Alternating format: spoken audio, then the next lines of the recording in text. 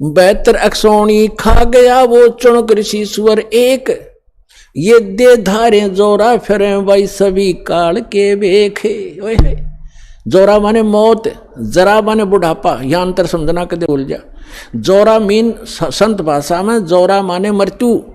कहते हैं ये दिखे संत ऋषि महर्षि, ये तो चलती फिरती घाल है। ये दे धारे मौत फिरे, ये संत नहीं, ये मौत है। ये सभी काल के भेख, ये ब्रह्म के साधक, ब्रह्म तक के पुजारी, ये सभी काल के भेख दे धारे जोरा फिरे या मौत फिरे चलती फिरती मनुष्य रूप में इतने मानस मार दिए, तुम इनको महर्षि कहते हो। तो यहाँ गीता ज्ञानदाता भी कहता है कि ये ऋषि हैं तो नेक, लेकिन तत्वदर्शी संत ना मिलने से मेरे वाली अनुत्तम घटिया साधना में लीन रहे, गति में लीन रहे। अब क्या बनेगा? ओम नाम के जाप से ये ब्रह्म लोक जाएगा, और जो सिद्धि की थी, जो साधना तपस्या की, से ये राजा बनेगा। और जो इसने 72 करोड़ सेना मार दी, वो बैड अकाउंट अलग से लिखा जाएगा, इसको फिर भोगना पड़ेगा। ब्रह्म ओम नाम की साधना से ब्रह्म लोक में जाएगा, वहां अपनी पुण्य समाप्त करके इस मंत्र के जाप का नाश करके कमाई का ये वापस आएगा, राजा बनेगा पृथ्वी पर। फिर खूब पाप कमाओगा। राजा शिकार करते हैं, अपने अहम के कारण दुनिया मरवा डालते हैं, कत्लेआम कर देते हैं अपने राज्य के लिए, वो पाप इसके बुरे में लिखे जाएंगे। फिर ये कुत्ता बनेगा और इसके सिर में कीड़े पड़ेंगे इस ऋषि चुणक का, और जितने सैनिक मारे थे वो गिन गिन का बदला लेंगे इसका। तो यहां कहते हैं फिर ये खाक मुक्ति हुई।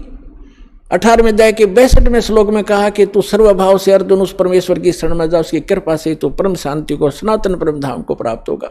15वें अध्याय के 4थे श्लोक में कहा कि परम संत की प्राप्ति के उपरांत, तत्वदर्शी संत की प्राप्ति के उपरांत परमात्मा के उस परम पद की खोज करनी चाहिए, जहां जाने के बाद साधक लौटकर फिर संसार में कभी नहीं आते, और केवल उसी की भक्ति करो। तो यहाँ जो ब्रह्म तक के साधक हैं, इसलिए 7वें अध्याय के 18वें श्लोक में गीता ज्ञानदाता कहता है कि ये ज्ञानी है तो अच्छी आत्मा, परमात्मा के लिए समर्पित है, लेकिन तत्वदर्शी संत ना मिलने से ये मेरे वाली अनुत्तम गति में, घटिया गति में साथ लीन रहे। इनको वो संत नहीं मिला जिसकी साधना करके उस स्थान को प्राप्त कर लें जहाँ जाने के बाद साधक फिर लौटकर कभी संसार में जाते। तो वो संत ये दास है पुण्यात्माओं, आज समझ में आ जाओ, थारा चाहे फेर आइयो। जितना लेट आओगे उतना पछताओगे, जल्दी आओ, अपना कल्याण कराओ। बोलो सतगुरुदेव।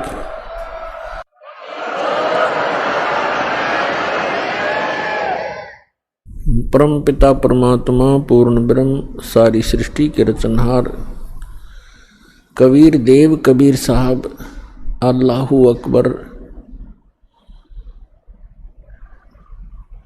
जुलाहा कबीर धानक कबीर, ये हम सभी आत्माओं के पिता हैं, ये हमारे हमदर्द हैं। यही वो परमात्मा है जिसने सर्व ब्रह्मांडों की रचना की है। पुण्यात्माओं, सौभाग्य आपका, आप जी का जन्म ऐसे समय में हुआ है जिस समय को परमात्मा ने पूर्व निर्धारित किया हुआ है कि जिस समय कलयुग 5500 वर्ष बीत जाएगा, तब इस अध्यात्म मार्ग को, जो संपूर्ण कंप्लीट इन ऑल रिस्पेक्ट, जो स्पिरिचुअल नॉलेज है, अध्यात्म मार्ग है, ज्ञान है, इसको सार्वजनिक करने के लिए कहा था भगवान ने। क्योंकि जिस समय परमात्मा स्वयं आए थे 600 वर्ष पहले, सन 1398 से संवत 1455 से सन 1518 संवत 1575 तक वो परमात्मा यहाँ एक जन साधारण की लीला करके चले गए, जो परमात्मा किया ही करते हैं। जो हमारे वेद बताते हैं कि वो परमात्मा सतलोक से सशरीर आता है, अपने उस निज स्थान से जहाँ हम पहले रहा करते अपने पिता के पास। हम बालकपन में हम अज्ञानता के कारण अपने उस मूल मालिक को, उस सर्व सुखदायी परमात्मा को छोड़कर यहाँ इस काल के साथ आ गए इसके लोक में। तो वो परमात्मा वहाँ से आकर हमें पुनः वो याद दिलाने आते हैं कि आप जहाँ रह रहे हो ये लोक ठीक नहीं, यहाँ की कोई व्यवस्था भी अनुकूल नहीं है। यहाँ जन्म और मृत्यु का ये दीर्घ रोग, और आपको ऐसा कच्चा शरीर दिया है जिसमें कोई ना कोई रोग अवश्य व्यापा रहता है, लगा रहता है। फिर आप ऐसे स्थान पर रहते हो जहां पर प्रत्येक वस्तु का अभाव रहता है, और जिस कारण से ये प्राणी हरदम टेंशन में रहता है, हमेशा दुखी रहता है। परमात्मा के विषय में वेदों में लिखा है, वेद में, कि वो परमात्मा अपने उस स्थान से चलकर आता है जहां हम पहले रहा करते थे, और परमात्मा अब भी वहां रह रहे हैं, और हमारे असंख्यों भाई बहन वहां पर वर्तमान में भी रह रहे हैं, जो पहले वहीं थे, यहाँ आए नहीं, और जो यहाँ से परमात्मा की सतभक्ति करके वापस चले गए हैं, वो वहाँ अब भी रह रहे हैं। तो वहाँ से चलकर वो परमात्मा आते हैं, एक जन साधारण की लीला करते हैं। वो ऐसी लीला करते हैं कि प्रत्येक प्राणी को इस काल के लोक में यदि सुखी रहना है तो वो विधि, वो तरीका, वो एक भूमिका परमात्मा स्वयं ही करते हैं। परमेश्वर कबीर जी एक झोंपड़ी में रहा करते थे, पूरा परिवार जो परमात्मा का, वैसे तो पूरा विश्व उसी के बच्चे हैं, उसी के पुत्र पुत्री हैं, लेकिन उस समय उन्होंने एक गृहस्थ विधि से परिवार नहीं बनाया था। परमात्मा के परिवार में कुल 5 सदस्य थे। एक तो नीरू और नीमा, ये 2, जिनको परमात्मा लहर तारा नामक तालाब पर कमल के फूल पर शिशु रूप में मिले थे, और एक स्वयं परमात्मा, और 2, एक लड़का एक लड़की, जिसका नाम, लड़के का नाम कमाल था, लड़की का नाम कमाली था। ये दोनों लड़का और लड़की परमात्मा ने मृत जीवित किए थे किसी विशेष परिस्थिति में। तो ये कुल परिवार था परमात्मा का। तो परमात्मा एक झोंपड़ी में रहा करते थे और एक जुलाहे का कार्य किया करते थे, कपड़ा बुनते थे, अपने हाथों से निर्वाह करते थे, और तत्व ज्ञान का प्रचार भी करते थे, सत्संग भी करते थे, और सतगुरु रूप में वो उपदेश भी दिया करते थे, दीक्षा भी देते थे, और यथार्थ ज्ञान भी सुनाया करते थे। तो वो परमात्मा 600 वर्ष पहले आए थे, और वो परमेश्वर की महिमा उन्होंने स्वयं ही अपनी महिमा आप ही बताई है कि चारों युग में मैं आया हूं, प्रत्येक युग में। सतयुग में सत सुकृत कै टेरा, त्रेता नाम मुनींदर मेरा, द्वापर में करुणा में कहाया, कलयुग नाम कबीर दराया। परमात्मा कहते हैं चारों युग में मैं आया, और जो परमात्मा लीला किया ही करते हैं, अच्छी आत्माओं को मिलते हैं, उनको तत्व ज्ञान से परिचित कराते हैं, फिर अपने सतलोक में ले जाते हैं, वहाँ से फिर वापस छोड़ते हैं अपना साक्षी बना करके।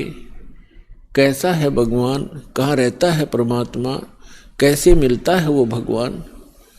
तो ये सब अपनी प्यारी आत्माओं को बताते हैं परमेश्वर और उनको अपने से परिचित कराकर संसार में पुनः छोड़ देते हैं। फिर वो महापुरुष उस परमात्मा की आंखों देखी महिमा सुनाया करते हैं। उनमें से कौन कौन है जिनको दास जानता है, मुझ दास के नॉलेज में कलयुग के अंदर हैं। आदरणीय द्रवदास साहिब जी, आदरणीय मलुकदास साहिब जी, आदरणीय नानक साहिब जी, आदरणीय दादू साहिब जी, आदरणीय गरीबदास साहिब जी गांव छुड़ानी जिला झज्जर वाले, आदरणीय घीसा दास साहिब जी गांव खेखड़ा जिला मेरठ उत्तर प्रदेश वाले, आदरणीय स्वामी रामानंद जी काशी वाले। इन महापुरुषों को परमात्मा मिले और इन महापुरुषों ने परमेश्वर की महिमा आंखों देखी, बताई, अपनी अमृतवाणी में लिपिबद्ध करवाई। आज वो एफिडेविट हैं उस परम पिता की महिमा जो उन्होंने आंखों देखी थी। तो पुण्यात्माओं, परमेश्वर ने कहा है, चारों युग में संत पुकारे, कूक कहा हम हेल रे, हीरे माणिक मोती बरसे, ये जग चुगता ढेल रे। परमात्मा बताते हैं कि चारों युग में मेरे से परिचित मेरे संतों ने मेरे द्वारा बताई गई यथार्थ भक्ति विधि का डंडोरा पीटा, मुनादी करी, अनाउंसमेंट की खूब जोर जोर से,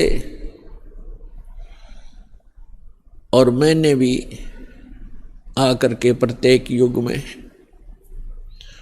इस यथार्थ ज्ञान रूपी हीरे मोती लालों की वर्षा की। लेकिन हम पर विश्वास ना करके इन काल के दूतों, नकली आचार्यों, शंकराचार्यों और इन झूठे गुरुओं पर विश्वास करके पूरा मानव समाज वर्तमान में डले ढो रहा है, कंकर पत्थर कौड़ी इकट्ठी कर रहा है लाल के स्थान पर।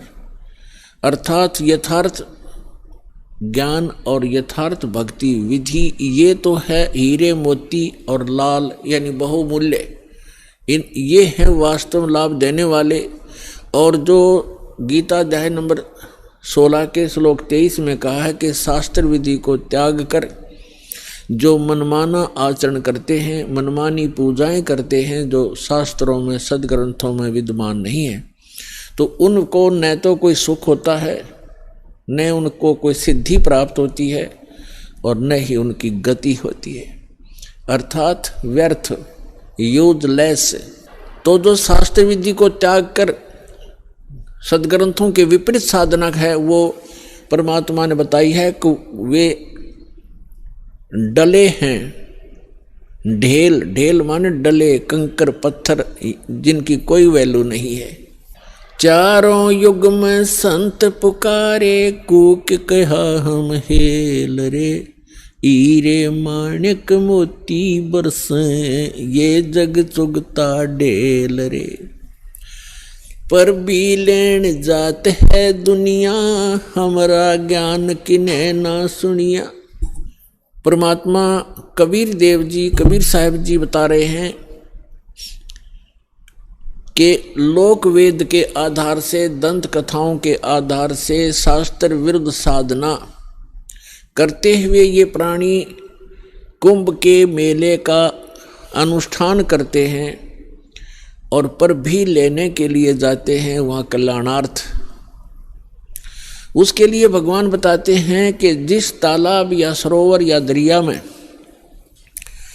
आप स्नान करने जाते हो कोई पर भी निर्धारित करके, आपसे पहले वहाँ उस तालाब में, सरोवर में, उस दरिया में मेंढक, मछली और बहुत से कीड़े मकोड़े पहले से विद्यमान होते हैं, जीव जंतु, और वो तो सदा ही उसके अंदर नहाते हैं। क्या उनका कल्याण हो जाएगा? जिस प्रकार उन मेंढक और मछलियों का कोई कल्याण नहीं हो सकता, इसी प्रकार आपका भी उस पर भीम नहाने से आत्म कल्याण नहीं हो सकता। आत्म कल्याण होगा अपनी सदग्रंथों श्रीमद् भगवद गीता में वर्णित विधि और उसके अनुसार की गई साधना से। और वो साधना केवल परमात्मा ही बताते हैं, क्योंकि श्रीमद् भगवद गीता में जो गीता ज्ञान दाता है वो केवल अपने सतर की भक्ति ही बता रहा है।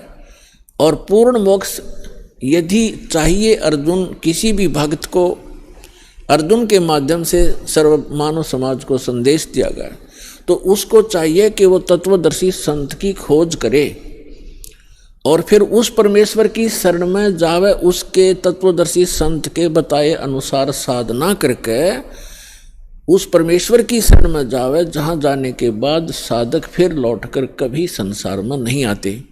और गीता ज्ञानदाता अपनी सतीथि बताता है, अपना सामर्थ्य बताता है कि अर्जुन तेरे और मेरे बहुत जन्म हो चुके हैं, तू नहीं जानता मैं जानता हूँ।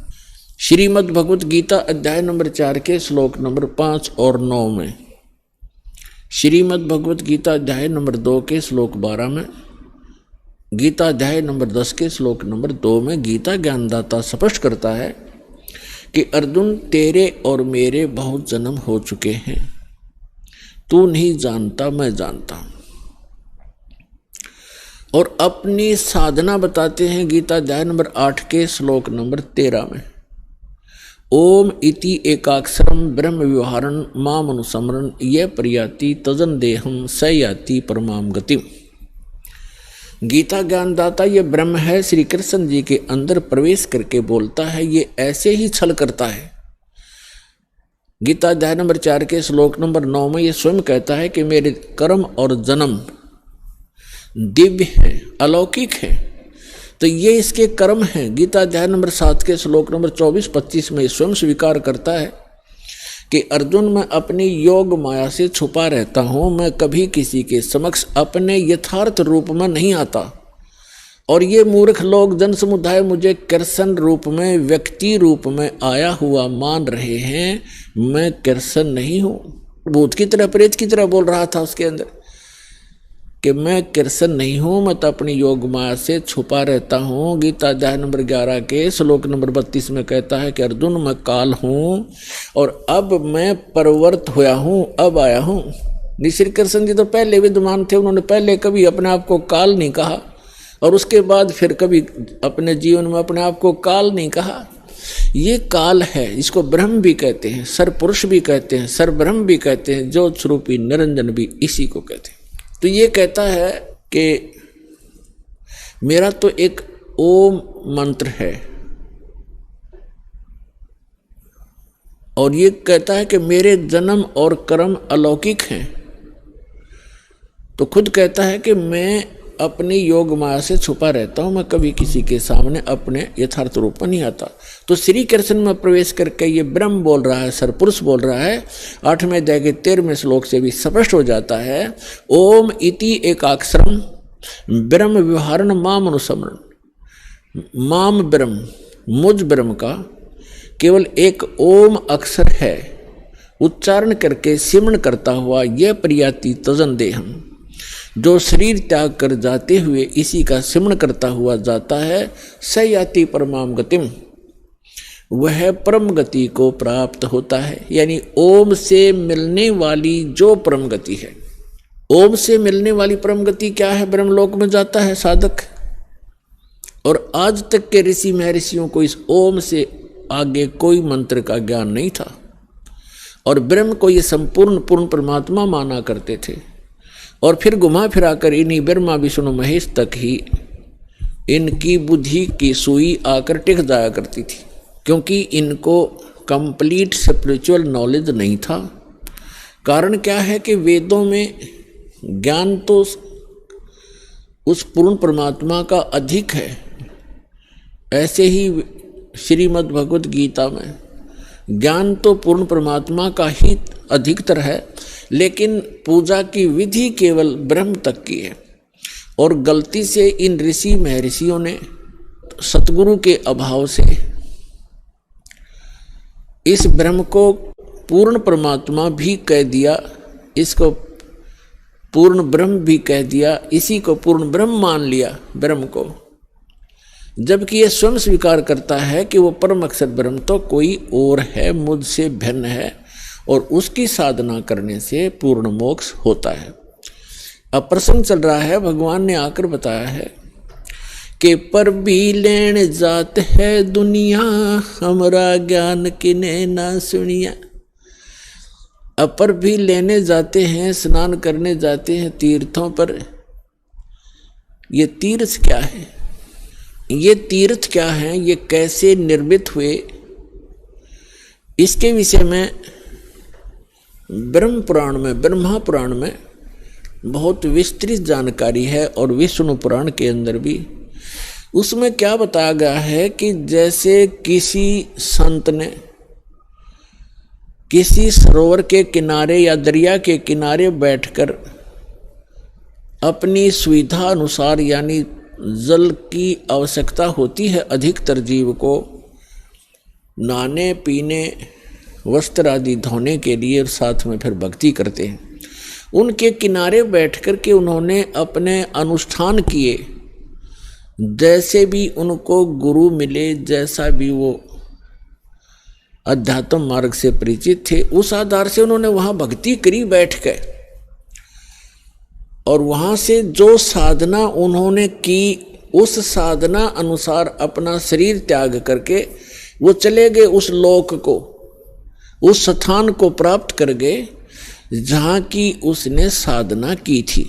अब बाद में उसकी यादगार में उस महापुरुष ने वहाँ शरीर तो छोड़ना ही होता है, उसकी यादगार बना देते हैं, और फिर शेष जो जनता होती है वो उससे प्रभावित होती है, क्योंकि वो साधना करते करते अपनी उस पूंजी में से अन्य किसी को आशीर्वाद, दुआ या बद दुआ दे करके वो प्रभावित अवश्य कर लेता है, जिस कारण से वहाँ की जनता, आसपास की जनता उस साधक से बहुत प्रभावित हो जाती है। उसके बाद उसकी मृत्यु के उपरांत वहाँ एक उसकी समाधि बना देते हैं, वहाँ पूजाएं शुरू कर देते हैं, और फिर उसको वहाँ उसके मत्था टेकने लग जाते हैं, और उसको तीर्थ नाम दे दिया जाता है। अपनात्मा परमात्मा ने आके ये निष्कर्ष दिया है कि जैसे अमरनाथ कैसे बना, अमरनाथ की स्थापना कैसे हुई, ये कैसे वेल नोन हुआ, सुप्रसिद्ध क्यों हुआ। भगवान शिव ने पार्वती जी को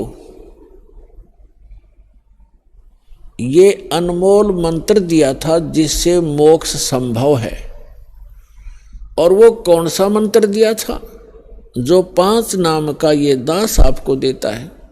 प्रथम मंत्र में बीच बीच के जो 5 मंत्र हैं, ये शिव जी ने इस मंत्र का ज्ञान था, और इसी को ये अमर मंत्र मानता था।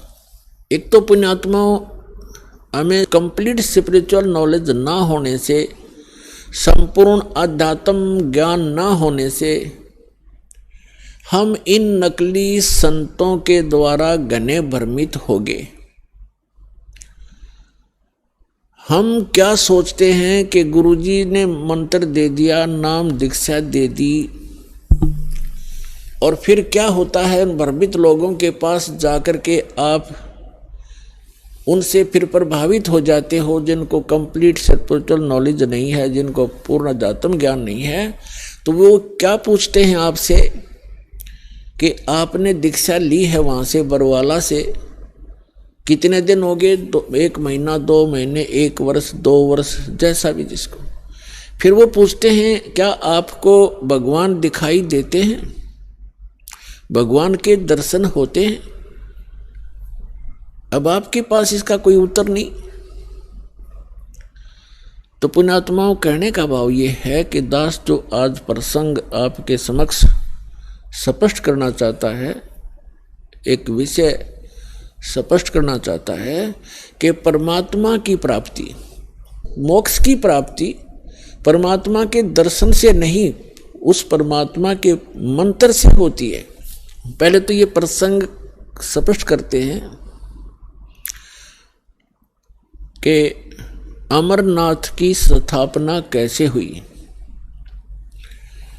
पुण्यात्मा, हमने पुराण बहुत पढ़ी हैं, पवित्र पुराण, लेकिन हमारे धर्म गुरु कोई निष्कर्ष हमें निकाल कर दे नहीं पाए, और जिस कारण से हम ऐसे उन कथाओं को याद अवश्य कर लेते थे, लेकिन हमें उनका कोई सिर पैर का पता नहीं था।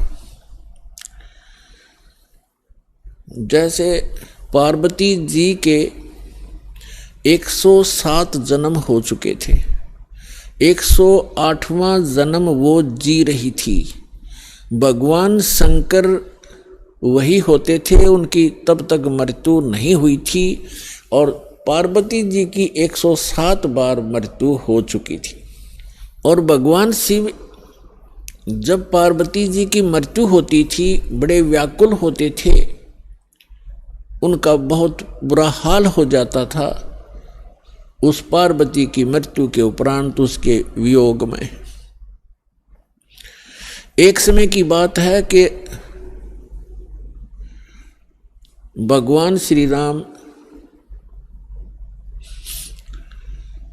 वनवास के अंदर सीता जी के अपहरण के उपरांत वृक्षों से डकरा रहा था, रो रहा था, सीता की खोज पूछ रहा था, मृगों से लिपट रहा था। ऊपर से आसमान से पार्वती और शिव देख रहे थे।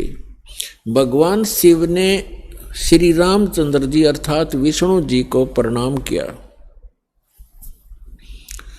पार्वती जी ने देखा कि किसको प्रणाम कर रहे हैं। नीचे एक व्यक्ति रो रहा है पृथ्वी पर। पार्वती जी ने पूछा, आप किसको प्रणाम कर रहे हो? भगवान शिव ने कहा कि नीचे देखो, ये भगवान को प्रणाम कर रहा हूं। कि वो व्यक्ति रो रहा है? पार्वती ने पूछा कि हाँ, ये भगवान है, परमात्मा है। पार्वती जी कहने लगी, भगवान और रो रहा है? भगवान कैसे हो सकता है जो ऐसे डकरा रहा है जनसाधारण की तरह? यानी विष्णु जी थे वो, और विष्णु जी भगवान शिव के बड़े भाई हैं। अपने बड़े भाई को वो नमस्कार कर रहे थे। पार्वती जी ने नमस्कार नहीं किया और कहा, मैं इसकी परीक्षा लूंगी और सीता रूप बना कर जाऊंगी। यदि ये मुझे पहचान लेंगे तो मैं मान लूंगी कि ये भगवान है। भगवान शिव ने कहा कि यह गलती मत करना, यदि तू सीता रूप बना लेगी तो मेरे काम की नहीं रहेगी। उस समय तो पार्वती जी ने कह दिया कि नहीं जाऊंगी, परीक्षा नहीं लूंगी। कुछ ही देर के बाद भगवान शिव के इधर उधर होते ही सीता रूप धारण किया और भगवान राम के सामने खड़ी होगी जाकर के। अब भगवान रामचंद्र जी ने कहा कि हे दक्ष पुत्री, हे दक्ष की बेटी, भगवान शिव को कहाँ छोड़ाई, अकेली क्यों आ गई? इस बात से वो इतना शर्मिंदा होगी। फिर प्रणाम किया कि भगवान शिव आपको ठीक ही प्रणाम कर रहे थे, आप तो सचमुच जानी जान हो। अब देखो पुण्यात्माओं, इस काल के जाल को समझना। श्रीमद् भगवद गीता अध्याय नंबर 7 के श्लोक नंबर 8-9 में ये गीता ज्ञानदाता काल है, ब्रह्मा विष्णु महेश का पिता है, 21 ब्रह्मांड का स्वामी है। ये कहता है कि जितने भी मेरे अंतर्गत प्राणी हैं, चाहे वो ब्रह्मा है, चाहे विष्णु है, चाहे शिव जी है, चाहे शंकर है, चाहे राम और कृष्ण है, उन्हीं के, तो इन सभी जीवों की बुद्धि मेरे हाथ में है, मेरे कंट्रोल में है। सब बलवानों का बल मैं हूँ, सबकी बुद्धि मैं हूँ, यानी मेरे हाथ में है। अब देखो, इस काल ने उस समय तो भगवान श्री राम की बुद्धि ऑन कर दी, जिस समय पार्वती को पहचान लिया कि सीता नहीं है तू, और उधर से अपनी पत्नी का पता नहीं उसको, उसने कौन उठा ले गया, तो खाक जानी जान था यो। तो ये सब खेल इस काल के हाथ में है। जैसे जब महाभारत का युद्ध करवाना था, उस समय अर्जुन में ताकत दे दी, एक कब मारा था तीर 20 में का निकल जाता, नरसंहार करवा दिया, उसका बैड अकाउंट बनवा दिया। फिर वही अर्जुन जिस समय भगवान श्री कृष्ण जी की मृत्यु हो गई थी और सभी यादव भगवान श्री कृष्ण का पूरा कुल आपस में लड़का मर गया था, कटके कत्लेआम कर दिया था। 56 करोड़ यादव दुर्वासा जी के श्राप से आपस में लड़ मरे थे। कोई नर यादव शेष नहीं था उस द्वारकापुरी में, कैर टूट गया। उस समय श्री कृष्ण जी के आदेश अनुसार अर्जुन उन गोपियों को, वहां की सभी औरतों को लेकर वापस आ रहा था इंद्रप्रस्थ। रास्ते में वही धनुष जिससे महाभारत का युद्ध जीता था, वही धनुष उनके साथ था। रास्ते में भीलों ने, जंगली लोगों ने अर्जुन को पीटा और उनके गहने तोड़ ले गए, सारी औरतों के, कुछ एक औरतों को भी ले गई और अर्जुन का हाथ नहीं उठा। उस समय अर्जुन रो रहा है कि कृष्ण बड़ा छलिया था, इसने जब युद्ध करवाना था तब तो मुझे शक्ति दे दी, अब वही मेरा गांडीव धनुष है, वही मैं अर्जुन हूं, आज मेरे से ये उठ नहीं रहा है। तो यहां परमात्मा कहते हैं, भोले आदमियों तुम कहते हैं मूल लहे ना मूर्खा गिनते हैं क्यों डारे। मूल लहे ना मूर्खा, ये गिनते हैं क्यों डारे, कि तुम इस जड़ से परिचित नहीं हो। इस सारे एपिसोड का जो भी महाभारत वगैरह हुए हैं, इसकी मूल कौन था? ये काल था। ये काल है, जब इसने अपना उल्लू सीधा करवाना तो पावर दे देता है, जब उसकी ब्रेन मट्टी होनी है छोड़ देता बाढ़ में जाओ। तो अर्जुन खड़ा खड़ा पिट रहा है। तो कहने का भाव ये है कि अब एक ही आज के सत्संग में आपको काल का बहुत सा जाल समझ में आओगा, और जिन पूजाओं को हम किया करते थे वो भी एक काल जाल ही आपको स्पष्ट होगा। अब क्या हुआ, पार्वती जी वापस आ गई कैलाश पर्वत पर अपने महल में। उधर से भगवान शिव की बुद्धि खोल दी काल ने, और उसके मन में ये पक्का हो गया कि यह अवश्य परीक्षा लेकर आई है। भगवान शिव ने पूछा कि पार्वती परीक्षा ले आई? झूठ बोल दिया पार्वती ने, परीक्षा नहीं ली अविनाशी, मैं ना गई कितना भी। तो भगवान शिव की वह बुद्धि खोल दी, उसने देखा वो अपनी दिव्य दृष्टि से सचमुच ये जाके आई है। तो भगवान शिव ने पार्वती जी से पति पत्नी का नाता तोड़ दिया, रहते वहीं पर, लेकिन उनसे वो पति पत्नी वाला व्यवहार बंद कर दिया। वो जान गई अपनी गलती से कि मेरी गलती से सारा काम हुआ है। भगवान शिव ने बताया कि आपने मेरी मां का रूप बना लिया, क्योंकि भगवान विष्णु उनके बड़े भाई हैं और लक्ष्मी उनकी विष्णु जी की पत्नी यानी बड़े भाई की पत्नी, भाभी, मां के तुल्य मानी जाती है। तो उसने कहा कि तूने मेरी मां का रूप बना लिया, मेरी भाभी का रूप बना लिया, इसलिए तू मेरे लिए पत्नी रूप में स्वीकार्य नहीं रही। तो उधर से पार्वती ने एक दिन देखा, 2 दिन देखा, 10 दिन, 1 साल, वह दुखी होगी। और जब बच्ची दुखी हो जाती है तो कहाँ आश्रय तकती है, अपने पीहर जाती है माता पिता के यहाँ। अब माता पिता के यहाँ गई, लेकिन माता पिता उससे अक्षुब्ध थे पहले से ही। क्यों? क्योंकि उसने अपनी मर्जी से विवाह किया था भगवान शिव से। उसका पिता दक्ष बिल्कुल खुश नहीं था शिव जी से ब्याह करके। अब वो अपनी मर्जी से विवाह करके आई थी, दक्ष दुखी थे उससे। उधर राजा दक्ष ने उसी समय एक यज्ञ कर रखी थी, एक धार्मिक अनुष्ठान कर रखा था अपने घर में। और धार्मिक अनुष्ठान के अंदर एक ऐसा इन ब्राह्मणों ने, गुरुओं ने बना रखा है कि धार्मिक अनुष्ठान करे तब सारी लड़कियों को, उनके पतियों को यानी अपने दामादों को भी आमंत्रित किया जाता है, और भी गणमान्य व्यक्तियों को, साधु संतों को भी आमंत्रित किया जाता है। तो पार्वती जी की जो अन्य बहनें थी उनके पति भी आए हुए थे, वो बहनें भी आमंत्रित की हुई थी, लेकिन पार्वती को आमंत्रित नहीं किया था, ना शिव को बुलाया था, क्योंकि राजा दक्ष उनकी शकल भी देखना नहीं चाहते थे। जब पार्वती अपने घर पहुंची तो क्या देखा, वहाँ हवन हो रहा है, यज्ञ हो रही है, और जितने भी रिलेटिव थे सभी आए हुए हैं, सभी बहनों के पति भी आए हुए हैं, और उनके यथाचित उस यज्ञ में आसन लगाए हुए हैं, और प्रतिदिन उनका हिस्सा निकाला जाता था।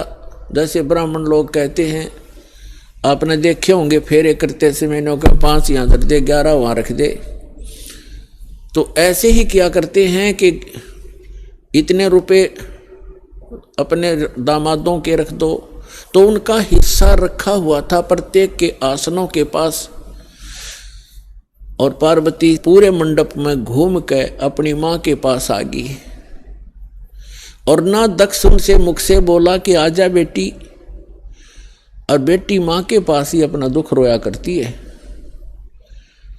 अपनी माँ के पास जाके कहने लगी, माँ आपने यज्ञ कर रखा है, धर्म यज्ञ कर रहे हो, और हमारे को आपने आमंत्रित नहीं किया, क्यों नहीं किया? और ऐसा भी था कि जैसे किसी बहन का कोई पति नहीं आया है, उपस्थित नहीं हो पाया किसी कारण से, तो उसका आसन लगा रखा है और उसके लिए फी प्रॉपर उसका हिस्सा भी रखा हुआ है। तो पार्वती जी ने कहा अपनी माँ से कि आपने ना तो अपने दामाद को आमंत्रित किया, ना मुझे किया, ना उसका आसन लगा रखा है, ऐसा भेदभाव तुमने क्यों किया हमारे से? तब माँ ने कहा कि बेटी, ना तो तू मानती मेरी बात, ना तेरा पिता मानता, तूने भी अपनी मर्जी से ब्याह किया था, इससे तेरा पिता क्षुब्ध है, और ये इस कारण से तुम्हें बुलाया नहीं। तो पार्वती जी ने अपने पिता से प्रश्न किया कि आपने न तो अपना दामाद बुलाया, ना मुझे आमंत्रित किया, क्या मैं आपकी बेटी नहीं? तो दक्ष ने कहा कि मैं ना तेरी सूरत देखना चाहता हूं, और ना उस सर्प लपेटे हुए व्यक्ति को बुलाकर अपनी बेइज्जती करवाना चाहता हूं, और आपको किसने बुलाया? यहां पर आप जा सकती हैं। इस अपमान को वो पार्वती सहन नहीं कर सकी, और एक बहुत बड़ा हवन कुंड बना रखा था को 7-8 फुट नीचा, और उसमें ये क्योंकि राजा का यज्ञ ब्राह्मण कुंड से अपने घर से डालना था कि घेर कर लकड़ सोवा बरबर कड़छे घेरे पूरे लोटे के लोटे और डीक पड़े हवन की। तो पार्वती ने कहा कि मैं करवाती हूँ तेरा यज्ञ संपूर्ण। ऐसा क्षुब्ध हुई, इतना गुस्सा मान के, और हवन कुंड में छलांग लगा के जल गई। जल्दी सी हवन कुंड को बुझाया गया, तुरंत ही उसको निकाला गया, सारा शरीर जल गया, लेकिन अस्थि शेष रह गई, अस्थि पिंजर शेष रह गया। भगवान शिव को पता चला, ये बहुत लंबी कथा है। भगवान शिव ने फिर अपने ससुर का सिर भी काट दिया था, उसने काट दिया था भैरव ने, जैसा भी। तो फिर क्या हुआ कि भगवान शिव जब आए तो उसने उस पार्वती के कंकाल को, जो केवल अस्थि पंजर था पूरे बॉडी का, उसको पार्वती जान के मोहवश इतना अंधे हो गए, और उसको सीने से लगाकर 10,000 वर्ष तक पार्वती पार्वती करते फिरते गए रहे। एक दिन भगवान ने सुदर्शन चक्र से उस पार्वती के टुकड़े टुकड़े कर दिए उस अस्थि पिंजर के। तो उसके विषय में बताते हैं कि जहाँ नैन गिरे वह नैना देवी, जहाँ धड़ गिरी उसकी वहाँ पर वैष्णो देवी। ऐसे वैष्णो देवी और नैना देवी की स्थापना हुई क्योंकि वहाँ इन पार्ट्स ऑफ द बॉडी को, शरीर के अंगों को, जहाँ नैन गिरी थी वहाँ उनकी समाधि दे दी, और उसकी एक यादगार बना दी कि यहाँ पर ऐसी घटना घटी थी, कहीं आने वाले समय में कोई इन ऐतिहासिक और पौराणिक बातों को झूठा ना सिद्ध कर दे, इसलिए वो यादगार बनाई थी। और आज वहाँ पूजाएं शुरू होगी। ऐसी जहाँ धड़ गिरा था वहाँ पर वैष्णो देवी बना दी, एक यादगार बना दी, और उसको मंदिर का रूप दे दिया, जैसे कि आने वाले समय में ये चिन्ह बना रहे, ये अवशेष बने रहे। इस प्रकार ये हमारे धार्मिक तीर्थ बने। हम फिर जाने लगे, वहाँ श्रद्धा से मत्था टेकने लगे, दान दक्षिणा करने लगे, फिर पुजारी बैठा दिए। अब वही घंटी बजा के हम कल्याण मोक्ष समझने लगे। तो अध्यात्म ज्ञानहीनता के कारण हम ऐसा कर रहे थे, ये डले ढो रहे थे। अब जो प्रसंग चल रहा है कि पार्वती जी का फिर नेक्स्ट जन्म जब हुआ, हिमालय के जन्म हुआ और शिव से विवाह हुआ। और भगवान शिव क्या करते थे कि जितनी बार भी पार्वती की मृत्यु हुई, उनके कंकाल को यानी रूंड को, इस हड्डी के सिर के ऊपरले हिस्से को वो निकाल लेते थे और उसको एक धागे में डाल करके रखते थे, ताकि वो गिनती करते थे कि कितनी बार इसकी मृत्यु होगी। 107 कंकाल सिर के भगवान शिव ने टांग रखे थे डोरी में, रस्सी में। और पार्वती पूछा करती थी कि ये क्या है, तो शिव जी टाल मटोल कर दिया करते थे कि ये मेरा कुछ अपना अनुष्ठान है, तू मत बोल। भगवान शिव ने बहुत बार पार्वती जी से कहा था कि आप भक्ति किया करो, देखो मैं भी करता हूं। तो पार्वती जी कहा करती थी कि मुझे तो भगवान मिल गए हैं, आप देवों के देव महादेव हो, मुझे क्या जरूरत है भक्ति करने की। भगवान शिव बहुत समझाया करते थे कि जीव को भक्ति अवश्य करनी चाहिए, साधना करनी चाहिए, उस परमात्मा की भक्ति करो। लेकिन उस पार्वती के गला या बात उतरा नहीं करती। पुण्यात्माओं, जिस प्राणी को सुख गणा है, वो सुख इस प्राणी का महादुश्मन है। कबीर साहब कहते हैं, सुख के माथे पत्थर पड़ो, जिसते नाम हृदय ते जावे, और बलिहारी व दुख के जो पल पल नाम रटावे। तो पार्वती को इतना सुख था, सभी देवी देव हाथ जोड़ा करते थे और सर्व ऐश्वर्य उपलब्ध थे, तो उसने क्या जरूरत थी भक्ति करने की। तो इसलिए भगवान शिव के पास जो मंत्र था वो स्वयं जाप करते थे, वो पार्वती जी को मंत्र बताया नहीं। एक दिन भगवान शिव सैर सपट्टे को गए हुए थे बाहर, पीछे से नारद जी आ गए और नारद जी बोले कि हे माता, आप जन्म और मरण के दुख को सहन कर रही हो और आपके घर में एक ऐसी अनमोल वस्तु है जिसके सेवन करने से आपका ये जन्म और मृत्यु मिट सकता है। पार्वती जी ने पूछा कि भाई नारद, ऐसी कौन सी वस्तु है, मुझे तो मालूम नहीं।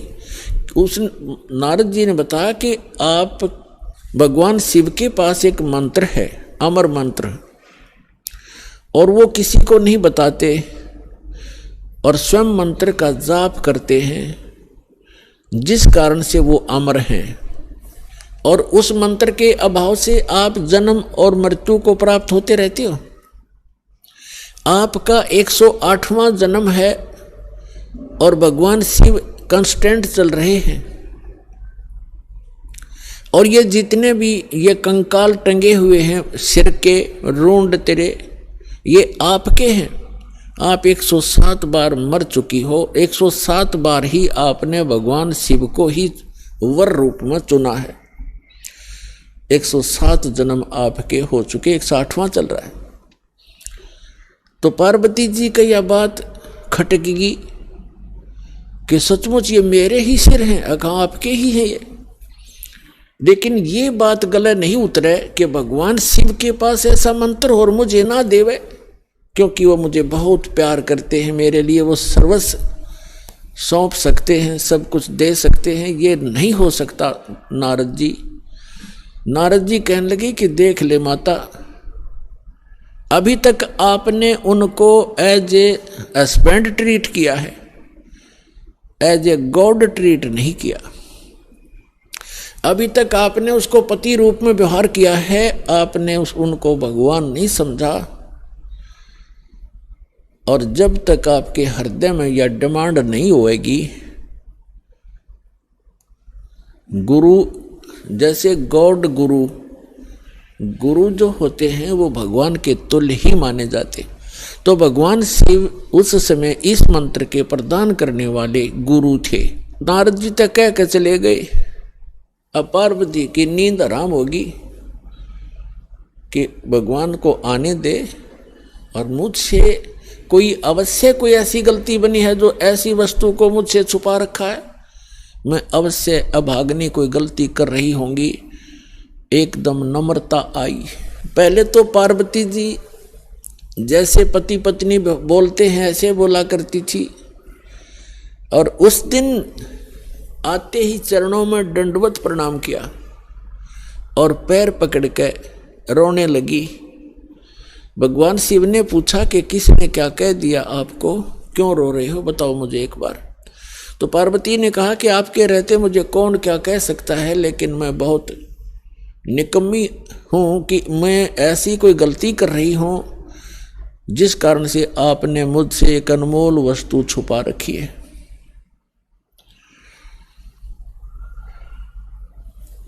और मैं तो बालक हूँ, आप तो भगवान हो, बालकों की गलतियाँ माफ़ किया करते, मैं तो बालिका हूँ आपके सामने, और मुझे क्षमा करो, मुझसे कोई ऐसी गलती हुई। आपके पास एक अमोघ मंत्र है जिससे मेरा कल्याण हो सकता है। और तब भगवान शिव ने पूछा, भगवान शिव ने सोचा आज या कौन सा स्टेशन पकड़गी, या तो कदे भी इस बात के निकट भी नहीं थी, ना ऐसा मैंने कदे भाव देखा, ऐसी विनम्र नहीं देखी। तब उसने कहा कि तुझे कौन ऐसा भगवान मिल गया जो तेरी बुद्धि बदल दी। ये तेरे सतर का ज्ञान नहीं पार्वती, तेरी बुद्धि को मैं खूब जानता हूं। तब पार्वती जी ने कहा कि नारद जी आए थे, उन्होंने मुझे बताया है कि ये जितने भी ये कंकाल टंगे हुए इस माला में, ये मेरे सिर के, मेरे मुंह के रुंड, ये मेरे ही बताए हैं। मैं 107 बार मर चुकी हूँ और आपको ही पति बनाया है मैंने। हे भगवान, क्या मैं मरती थी आप मुझे कितना प्यार करते हो, और ये जब मैं मरती थी तो क्या आपको दुख नहीं होता था, और फिर भी आपने मुझे वह वस्तु नहीं दी जिससे मैं आपके जीवन तक तो जीवित रह सकती थी इस मंत्र से, ऐसा बताया है। आइए अब हम उन श्रद्धालुओं के अनुभव जानते हैं जो जगत गुरु तत्वदर्शी संत रामपाल जी महाराज जी से दीक्षा प्राप्त कर चुके हैं तथा उनके द्वारा बताए गए भक्ति मार्ग पर चल रहे हैं। नमस्कार सर। नमस्कार सर जी। सर जी, आपका क्या नाम है?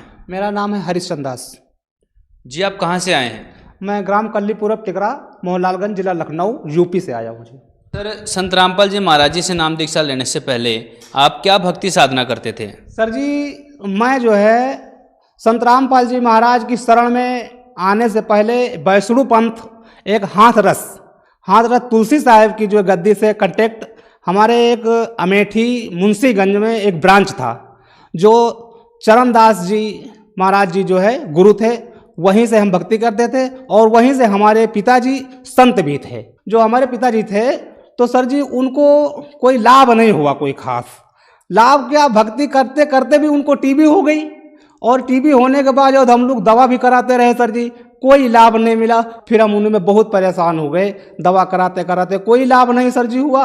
हमारे पिताजी जब एक्सपायर हो गए तो हमारा वहाँ से मन हट गया सर जी। तो हमने सोचा ऐसी भक्ति करने से क्या फ़ायदा। हमने जो है वहाँ फिर अपने गुरुजी से पूछा, गुरुजी हमारा कैसे कल्याण होगा। पिताजी बीच भक्ति करते करते ऐसे ऐसे इतने बीमारी से परेशान हुए, कोई लाभ नहीं मिलता। तो गुरुजी यही बताए कि भाई वो जो कर्म दंड है वो तो भोगना ही पड़ेगा। तो सर जी हमने जो उनसे पूछा कि गुरुजी जब हमारे कर्म दंड भोगना ही पड़ेगा तो ऐसी भक्ति करने से क्या फायदा। सर, आप संत रामपाल जी महाराज जी के शरण में कैसे आए? सर, एक हमारे भाई साहब को जो है एक संत रामपाल जी महाराज की शिष्य थे जो बरवाला आश्रम में आते जाते थे, वो जो है हमारे भाई साहब को मिले, उन्होंने उनको लेके आए थे। तो हमारे भाई साहब संत रामपाल जी महाराज की शरण में आए, और यहाँ से जब गुरुद्वारे से गए संत रामपाल जी बरवाला आश्रम से, तो यहाँ की सारी कथा हमको बताई कि वहाँ जो है बहुत अच्छा ज्ञान मिलता है। इस हाथरस आश्रम से अच्छा भक्ति, अच्छी और जाप, अच्छे मंत्र वहाँ मिलते हैं, जो कि वहाँ नाम बताए जाते हैं। घट रामायण पुस्तक में 27वें पेज पे बताया उन्होंने कि उसमें लिखा है कि 5 नाम काल के भाखा, 6वां नाम गुप्त करे राखा। तो हमको ऐसे ऐसे बताया, तो वहाँ से हम उत्तेजित हुए कि चलो हम भी चलते हैं संत रामपाल जी महाराज की शरण में और वहाँ से नाम उपदेश लेते हैं। तो सर जी यहाँ पर हमने ये देखा कि सर जी ये संत रामपाल जी महाराज अपने सत्संग में ये बता रहे थे कि घट रामायण के 27वें पेज पे ये बताए कि 5 नाम काल के भाखा, 6वां नाम गुप्त करे राखा। तो हमारे अंदर एक ऐसे झटका जैसा लगा कि हमें तो केवल एक दोहा जैसा बताया जा रहा था भगत जी कि उबार गुरु सत्यनाम श्री तुलसी साहेब की जय, उबार गुरु सत्यनाम श्री तुलसी साहेब की जय। तो ये तो कुछ भी नहीं था। और उसमें घट रामायण में ये लिखा है कि 5 नाम काल के भाखा, 6वां नाम गुप्त करे राखा। उसमें तो ये भी काल के जाल में, और वो भी 5 नाम नहीं मिल रहे थे। तो भगत जी हमें बहुत झटका जैसा लगा। फिर हम सतनामपाल जी महाराज की शरण में बरवाला आश्रम 3 दिन सत्संग सुना। फिर तीसरे दिन हमने नाम उपदेश लेकर के जब चले गए, फिर हमको जो है अच्छी भक्ति मिली और वही भक्ति कर रहे हैं। सर, संत रामपाल जी महाराज जी से नाम दीक्षा लेने के बाद आपको क्या लाभ प्राप्त हुए? सर जी, संत रामपाल जी महाराज की शिक्षा लेने से हमें एक तो सबसे अच्छा, बहुत अच्छा और सबसे बढ़िया लाभ ये मिला कि हमें मोक्ष प्राप्त करने की रास्ता मार्ग मिली। इससे बढ़कर कोई और जो है नहीं हो सकता लाभ। लेकिन उसके अलावा भी लाभ हुए। मुझे लाभ क्या, जीवन दान मिला सर जी। क्योंकि यहाँ जो संत रामपाल जी महाराज की शरण में आने के बाद कुछ सत्संग चलते थे, सेवाएं होती थी, तो भगत लोग उत्तेजित करते कि सेवा करने चलना है। तो मेरे पास सर जी साइकिल रहती थी, जाने में परेशानी रहती थी, तो मैं अर्जी लगाता था कि सर जी मुझे गाड़ी अगर मिल जाए तो मैं सत्संग सुनने जाया करूँगा और सेवा भी पहुँच जाया करूँगा। तो मुझे संत रामपाल जी गुरु जी महाराज की दया से किसी तरीके से वो एक गाड़ी मैंने ले ली।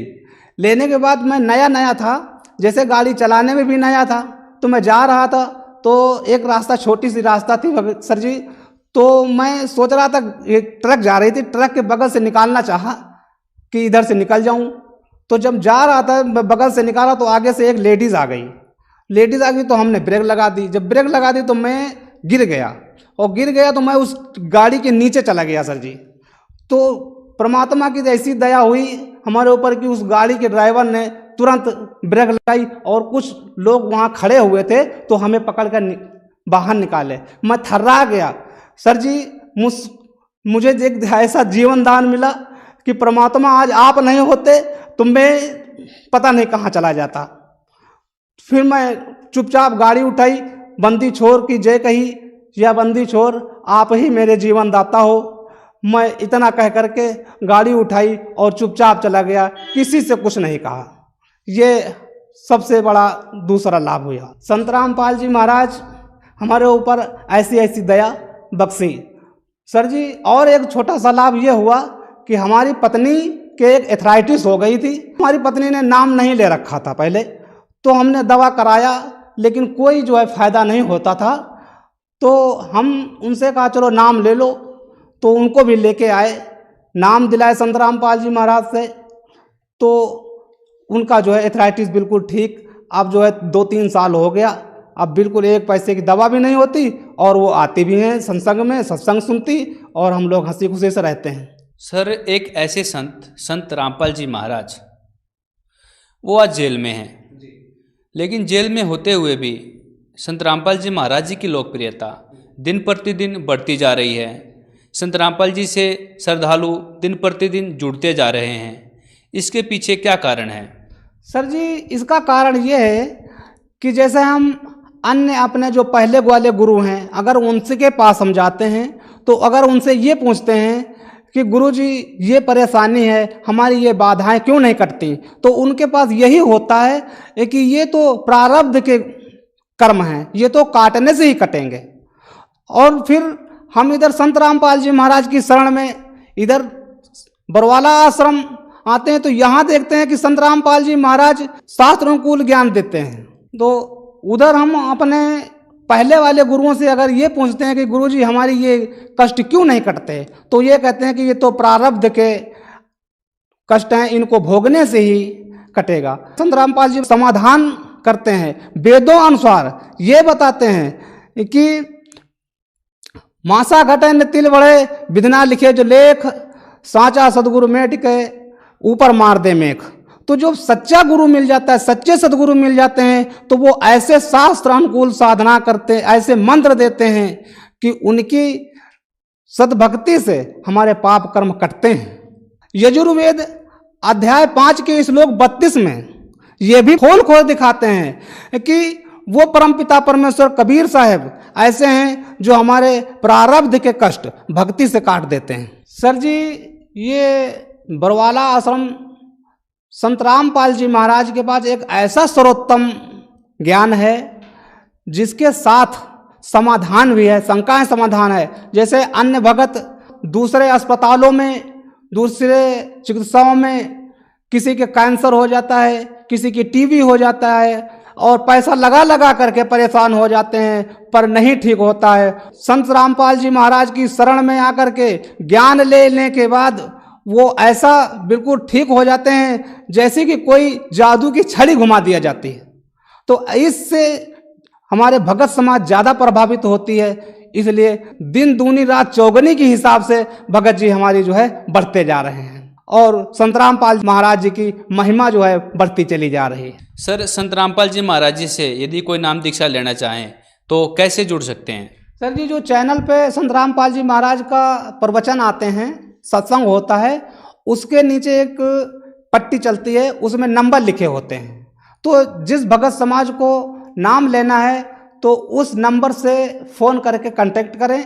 जहाँ जिस स्थान से आप होंगे नज़दीक से नज़दीक वो नाम स्थल बना होगा और वहाँ से जो है आपका बातचीत हो जाएगी, फिर आप जा करके वहाँ पर से जो है नाम ले सकते हैं। सर, आप जन समुदाय को क्या संदेश देना चाहते हैं? सर जी, मैं संदेश तो नहीं दे सकता, लेकिन हाथ जोड़कर निवेदन कर सकता हूँ। ये जरूर कह सकता हूँ अपने भगत समाज से, चाहे वो जय गुरुदेव पंथ के भगत हों, चाहे वैष्णव पंथ के भगत हों, लेकिन ये जरूर कहूँगा कि हे मेरे दोस्त, मेरे भाई, मेरे जगत भगत समाज, आप जो है संत रामपाल जी महाराज के जो ज्ञान देते हैं, ज्ञान गंगा पुस्तक आती है, उनको एक बार पढ़ें। और 7:40 से 8:40 तक सत्संग आता है, उनको एक बार उनको ध्यान से पढ़ें, देखें, सत्संग को देखें और उनके जो है वचनों को सुने और अपना जो है कल्याण कराएं। धन्यवाद सर।